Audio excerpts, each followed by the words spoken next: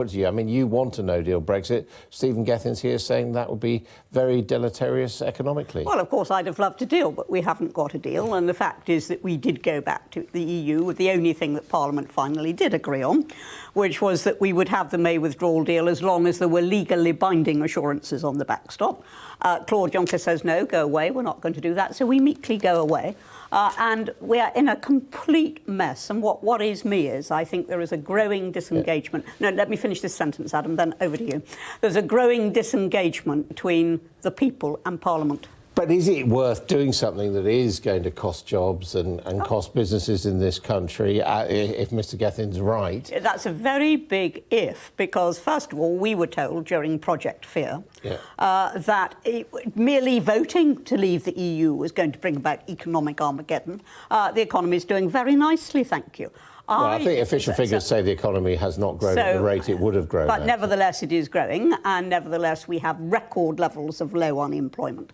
So don't tell me that we suffered, as we were promised that we would by Cameron and Osborne, but this is if we voted to leave. No, but it's all part of that. There are always going to be predictions of doom tomorrow if we do X, Y, Z. We've just got to have the courage of our convictions. But I'm not quite sure why we're debating no deal, because Parliament's taken that off the table. What do you think it has?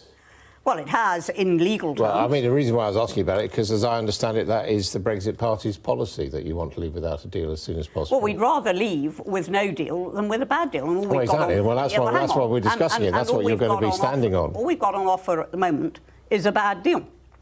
So obviously we would prefer no deal to that. But if there were to be a deal between now and the European elections, which somehow I doubt, given the rate of progress so far, I'm sure we would look at that on its merits. But what we want, crucially, Adam, is to leave in a meaningful sense, not one leg in and one leg out. Now, was it difficult for you to leave the Conservative Party? Yes, of course it was. I mean, I first voted for the Conservative Party when I was 21, because you had to wait that long in those days. And I'm now 71. So for half a century, I've been voting, supporting, campaigning, representing the Conservative Party. Of course it was difficult. And why did you do it? Because Britain's a laughingstock internationally, because Parliament is beyond parody, because both major parties are busy turning away from the manifestos on which they were elected, which was to deliver Brexit, and above all, because the nation is thoroughly fed up and wants an end.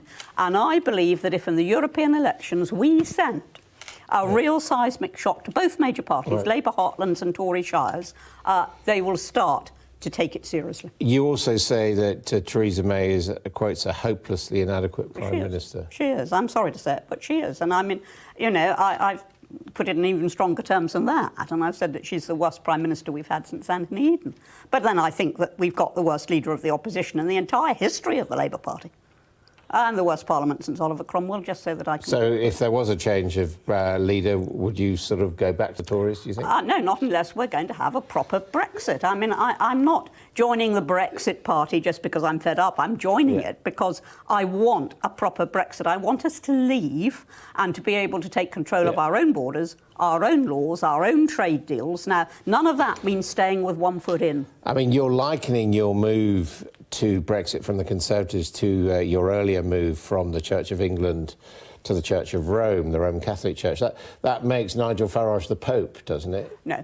As I've said this morning on several media, you know, I think Brexit is mighty important, but it's not going to impact on my immortal soul. You don't think so? No. But do you think effectively, and in fact, when it comes to Brexit, is Farage the Pope? Oh, don't be silly. What Farage is the man who, against all the odds, and from outside Westminster, has managed to carry his programme through so that we got a vote in 2016. Would you like him to become Prime Minister?